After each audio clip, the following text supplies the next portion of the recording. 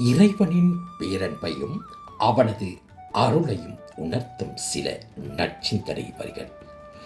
நம்பிக்கையும் நல்வழியும். நிழலின் அருமை வெயிலில் தெரியும், இறைவனின் அருமை சோதனைகளில் தெரியும்.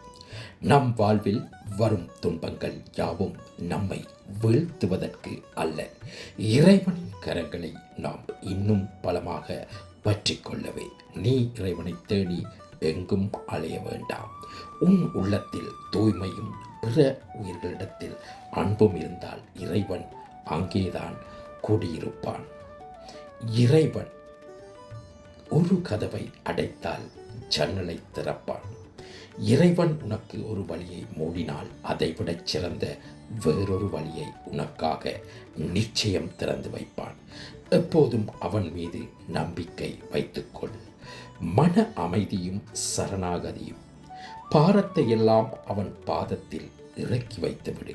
உனக்கானதை அவன் சரியான நேரத்தில் மிகச் சரியான வழியில் தருவான். பிரார்த்தனை என்பது கேட்பது மட்டுமல்ல, அவனிடம் நம்மை ஒப்படைப்பது.